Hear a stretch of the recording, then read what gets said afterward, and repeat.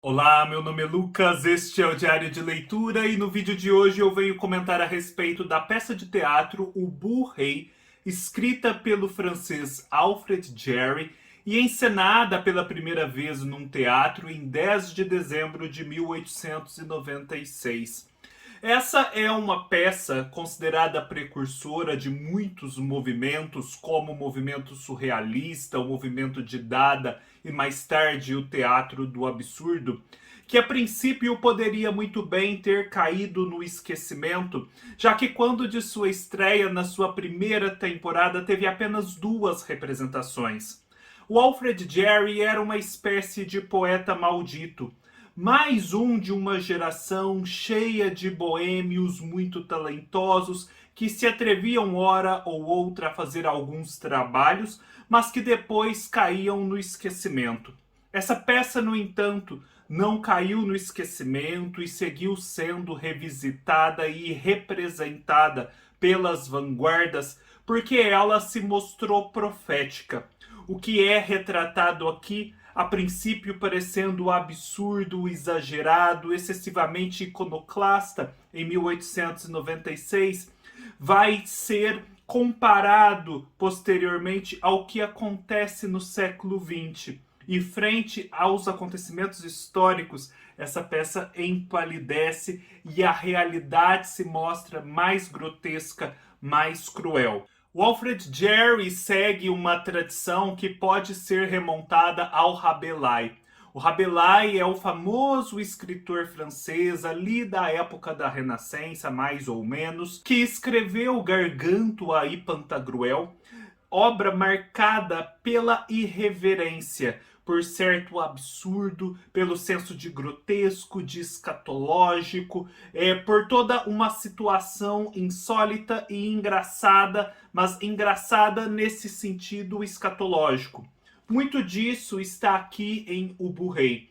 Mas também há em O Burro-Rei, segundo os especialistas, a tradição do Lautréamont, que é ali alguém do final do romantismo na França, e também uma resposta ao apelo do Mallarmé. Mallarmé é um poeta francês da época que inclusive assistiu à estreia do O Burro-Rei e que convocava o dramaturgo francês a fazer um teatro diferente daquele que vinha sendo feito, tão composto, tão declamatório, tão certinho. Um teatro que, para escapar disso, precisaria romper com as categorias assim do tempo e do espaço identificáveis. E é muito disso o que o Alfred Jarry faz aqui em O Burro-Rei. Eu vou começar falando, portanto, a trama para que vocês possam ter uma ideia geral do que trata, e depois vamos nos aprofundar um pouco mais no que é esse teatro do absurdo, do qual o Alfred Jarry é um precursor aqui no O Burro-Rei, o que vai ajudar em muito a adicionar camadas de complexidade a esse texto aqui. Afinal de contas, nós estamos lendo um texto teatral, um texto que pressupõe uma ação cênica. Se não tivermos certos elementos em consideração e em vista, esse texto parecerá bom, mas não tão bom e tão importante para a história como ele se provou. Daí a necessidade de nos atentarmos para o que é esse teatro do absurdo. Aqui nós temos uma peça em 5 atos. Temos este pai Ubu, que é o protagonista, casado com uma mãe Ubu, né, que é a sua esposa. Nada nos é dito no sentido de que eles sejam criaturas não humanas ou animais. Porém, por conta até das representações caricaturais que já foram feitas do pai Ubu e por conta do seu estilo tão baixo de atuar no mundo, é natural que nós o identifiquemos com certa bestialidade e comecemos a pensar nele, na mãe Ubu e em toda aquela família como uma espécie de animais, de cartoons que tramam ali as suas conspirações em busca de um golpe de Estado. E eles são ali cidadãos da Polônia. O pai Ubu é um oficial do rei Venceslau. E certo dia, a Madame Ubu, ao melhor estilo de Lady Macbeth, decide induzir o marido a tentar um golpe de estado contra o rei Venceslau. Ao que o marido, o pai Ubu, logo lhe pergunta: mas como? Se o rei Venceslau tem 3 filhos, toda uma família que poderia sucedê-lo. Ela tem uma resposta pronta. Basta arrasar, exterminar com toda a família e tomar o trono para si.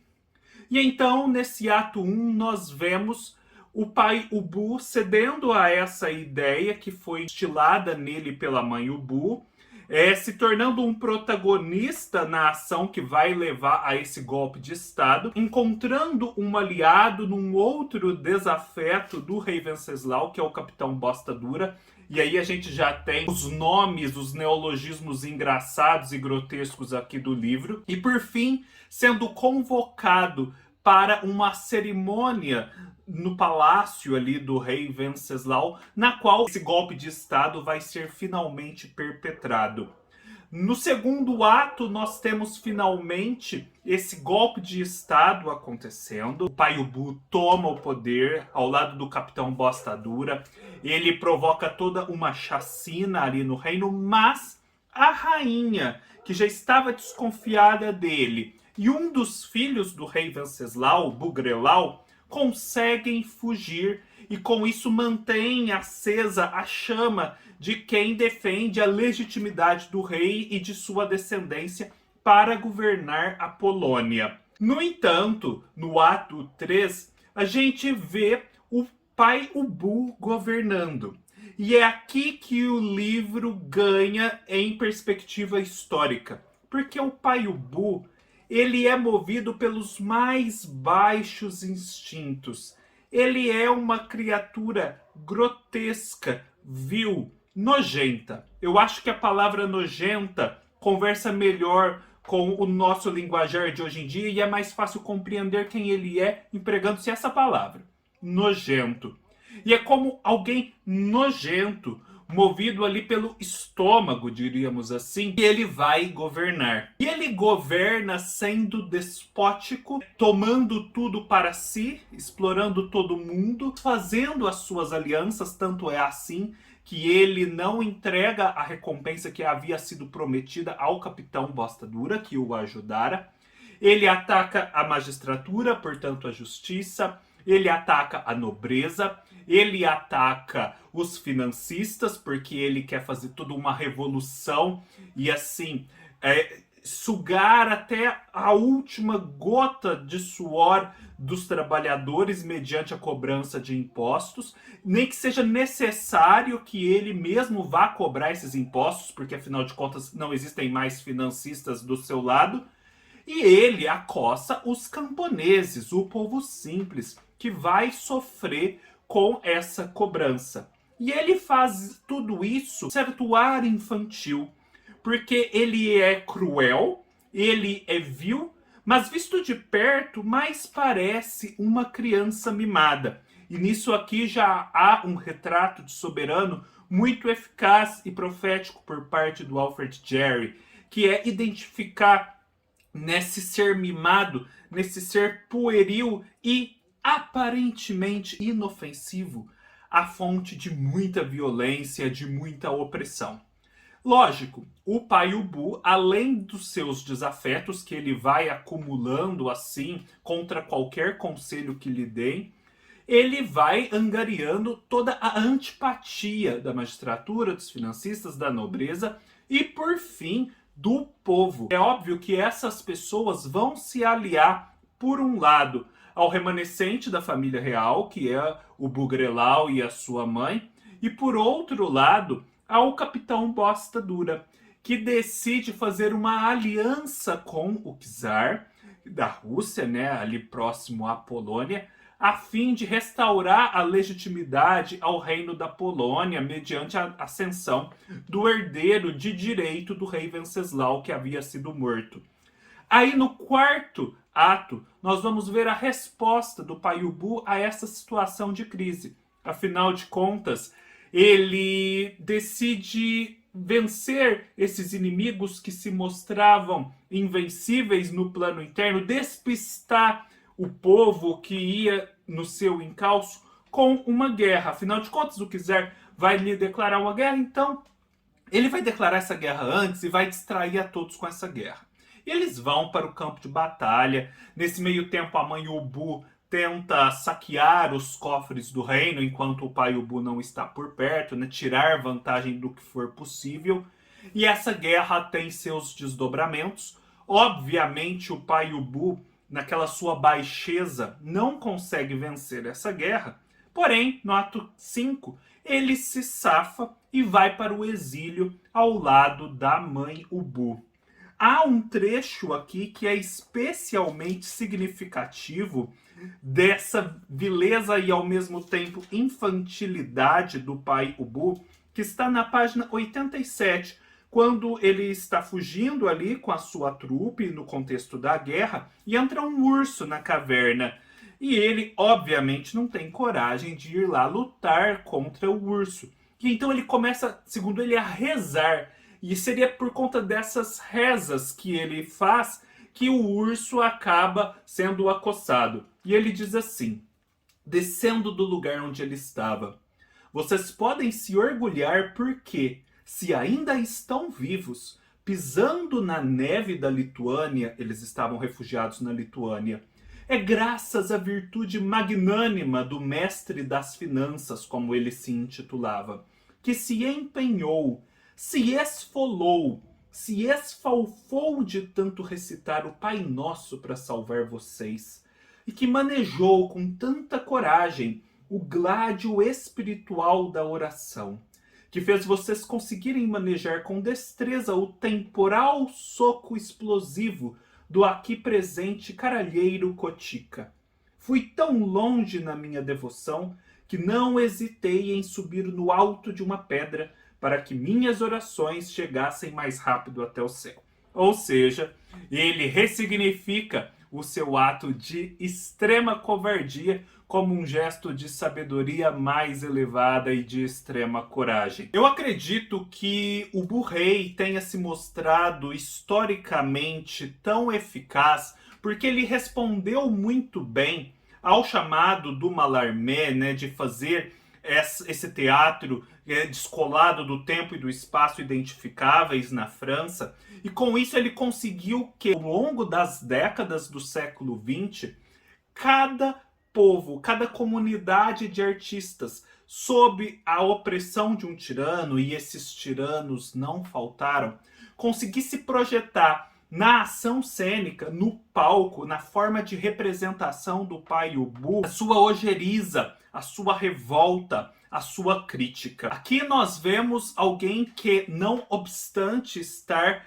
no topo, no poder, no trono, é tão baixo, é alguém que nós não elegeríamos para ser síndico do nosso prédio. E como se mostrou o século XX? O século XX se mostrou o século desse tipo de governante, visto na sua intimidade, em toda a sua vileza, em toda a sua infantilidade, entretanto capaz das piores atrocidades. E aí o Ubu-rei começa a se perpetuar na história e a emprestar à visão do Alfred Jarry um caráter nitidamente profético. É muito interessante um texto que existe aqui nessa edição, na página 161, escrito pelo Foucault. Porque o Foucault, que sempre analisou essas dinâmicas de poder, vê tanto no Ubu-rei quanto na realidade que se seguiu, e que também o precedeu, como a gente verificará aqui nesse texto, essa figura do tirano cruel, do tirano vil, desse poder que extrai não sua legitimidade, mas sua força dessa maldade, dessa vileza. E ele comenta assim a respeito: mostrando explicitamente o poder como abjeto, infame, ubuesco ou simplesmente ridículo, não se trata, creio, de limitar seus efeitos e descoroar magicamente aquele a quem é dada a coroa.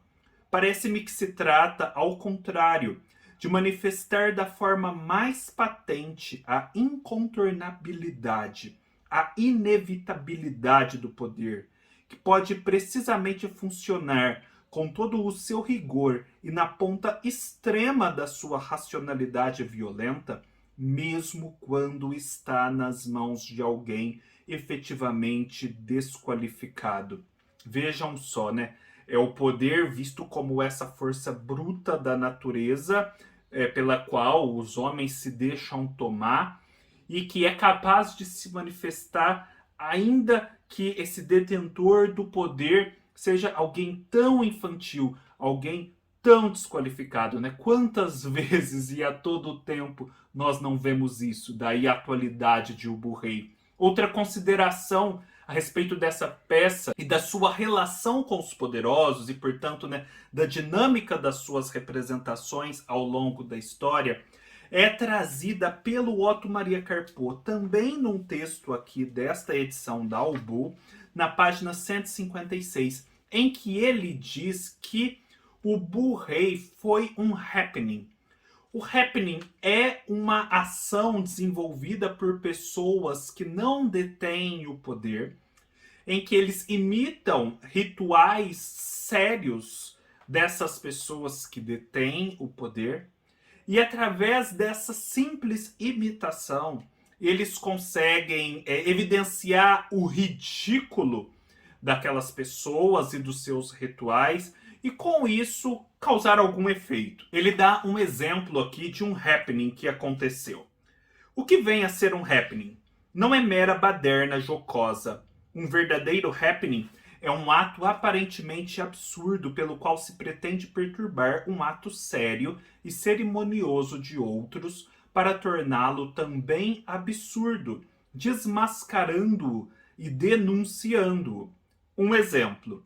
Na Universidade de Munique, o ano letivo costuma ser inaugurado por uma espécie de procissão dos professores catedráticos que, vestidos com suas togas pretas, andam lentamente para a sessão solene na reitoria. Em 1969, os estudantes acompanharam essa procissão, usando maxi vestidos pretos e saracoteando em ritmo de valsa. O prestígio dos catedráticos sofreu irremediável abalo. É justamente essa a dinâmica que acontece a cada representação de Ubu Rei sob um regime tirânico. E agora vem a questão do teatro do absurdo, que nos ajuda a adicionar camadas de complexidade e a entender como que se produz a ação cênica de Ubu Rei e por que ela é tão poderosa. O livro escrito pelo Martin Esslin sobre o teatro do absurdo e publicado pela editora Zahar, que eu desde já recomendo fortemente, é muito bom mesmo. Ele vai elencar o Alfred Jarry como um dos precursores do teatro do absurdo. Teatro do absurdo que vai se desenvolver ali em meados do século XX, cujos grandes expoentes são Beckett e Ionesco. Ele considera que o teatro do absurdo, apesar de parecer ali um experimento iconoclasta, ou seja, que quer derrubar ídolos, quer derrubar as convenções, sem maiores propósitos, uma coisa às vezes até despropositada, ele não é só isso. Ele é, na verdade, a retomada de 4 grandes tradições do teatro. A novidade nele é que ele as rearranja de um modo novo e em relação a temas novos, quais sejam os temas do século XX, daquela sociedade que produzia aquele teatro. E ele elenca 4 dessas tradições para que a gente possa compreender o teatro do absurdo e, portanto, compreender esse precursor do teatro do absurdo que é o Ubu Rei. A primeira tradição é a do chamado teatro puro, aquele teatro que prescinde de palavras, que está muito relacionado ao circo, relacionado à performance de alguém extremamente habilidoso em desenvolver certo ato, em cerimônias políticas. Por exemplo, a liturgia da igreja, o padre celebrando uma missa, a abertura dos Jogos Olímpicos e a entrada das delegações, a procissão na qual a rainha da Inglaterra se dirige ao trono para pronunciar o seu discurso de abertura do parlamento. Todos esses são gestos teatrais, que prescindem de palavras, que dialogam com essa estrutura do teatro puro, que também vai ser desenvolvida numa fanfarra, pelo um trapezista num circo, que impressiona e que carrega significados muitas vezes metafísicos e que as palavras não conseguiriam transmitir. Uma citação a Nietzsche, que no Nascimento da Tragédia teria dito: o mito não encontra de forma alguma sua objetivação adequada na palavra falada. É preciso estar atento, então, que numa peça teatral como essa, muitas vezes a disposição dos objetos, dos atores em relação aos objetos e à cena no palco, os silêncios, certa pantomima, como eles falam, né? A música, a fanfarra, a anarquia, a desordem, tudo isso fala de um modo muito mais eloquente do que se palavras estivessem sendo utilizadas. Outra tradição que também tem muito a ver com essa do teatro puro e que o Bourret e o teatro do absurdo vão rearranjar de um outro modo é a tradição da palhaçada, né, da loucura, essa tradição rabelaisiana, mas que não é só rabelaisiana. Essa tradição do palhaço, do bobo da corte, ela é muito antiga. O Martin faz um histórico desde a antiguidade grega, passando pela Idade Média, até chegar ao teatro do absurdo. Essa palhaçada, ela ajuda a rearranjar elementos, né, que são conhecidos, que são tratados com seriedade de um modo novo, de modo a que enxerguemos neles algo novo. É o bobo da corte que, por exemplo, tem licença para ser palhaço e dizer a verdade, né? Nessa tradição da palhaçada é muito encontrável também a questão da loucura, a questão da tragicidade da vida humana mesmo, né? É um riso, mas é um riso trágico, é um riso de nervoso. Mais uma tradição, e essa é muito bem explorada no livro que eu mencionei, que o Bourret e o teatro do absurdo retomam, é a tradição do nonsense, que é aquela de você falar coisas disparatadas que rompem completamente com a lógica gramatical, com a lógica da sintaxe, com a lógica da linguagem formalmente estabelecida. E você nisso cria neologismos, como são criados neologismos aqui em O Bourret. Você vai conectando palavras disparatadas, apesar de serem palavras conhecidas umas às outras, em associações livres.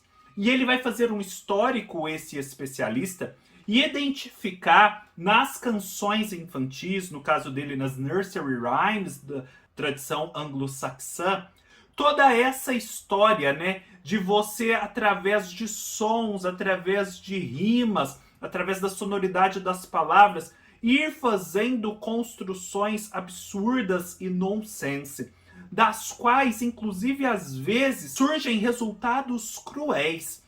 E é muito, muito interessante mesmo o que ele diz aqui a respeito dessa arbitrariedade que, para certas concepções caberem numa rima, as nursery rhymes cometem, né, a ponto de matar certos personagens. Será a arbitrariedade de um mundo determinado por assonâncias e rimas de nomes menos cruel que o mundo real, que determina o destino de seus habitantes por acidentes de nascimento, raça ou ambiente? Vejam, o nonsense não é apenas uma falta de sentido completo. Ele é também um modo de você acessar um sentido que está escondido, um sentido que não é acessível de plano, porque quem usa as palavras é controlado pelo significado que usualmente é atribuído a elas. Na medida em que você começa a subverter completamente essa ordem, você também vai ganhando um espaço de liberdade que não existia antes. Ele cita como exemplo de alguém que explorou muito bem o nonsense e que parte justamente da realidade da ciência exata para chegar a essa realidade da liberdade mediante nonsense, que é o Lewis Carroll em Alice no País das Maravilhas. Outra tradição que é retomada no teatro do absurdo e que é uma tradição muito antiga é a tradição do sonho conjugado ao mito, conjugado ao alegórico. E o que é o Ubu-Rei, se não uma grande alegoria desse exercício vil do poder, daí tanta projeção histórica sobre ele ao longo das décadas. E é interessante o que o Martin diz a respeito dessa exploração do mundo onírico, dessa exploração do mundo simbólico, porque nos sonhos tudo é muito simbólico, que é feita pela modernidade, porque ela surge meio que concomitantemente à literatura naturalista. E ela parece muito oposta à literatura naturalista. Entretanto, ela parte de um mesmo impulso. É um impulso totalizante de descrever a realidade total. A princípio, nós temos o esforço do Zohar, naturalista consagrado, em descrever as minúcias da sociedade, do funcionamento da estrutura social, essa superfície visível. Depois nós temos um escritor como o Proust, que vai não só descrever a realidade vista num primeiro momento, mas também certos estados de espírito, certos estados sutis, certas percepções evanescentes que estão por debaixo dessa superfície.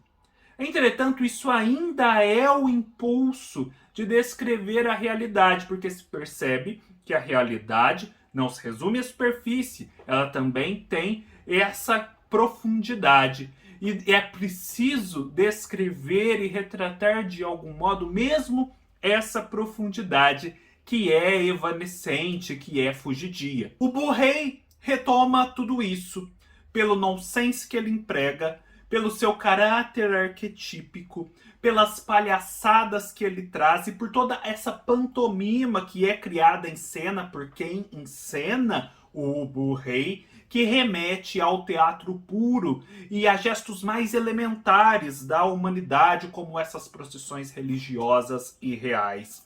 Nisso, então, há toda uma história sendo contada para muito além das palavras. Daí a necessidade de sempre se ter em vista a ação cênica para entender a grandeza de Ubu-Rei, sempre que a gente está aqui reduzido à posição de leitor.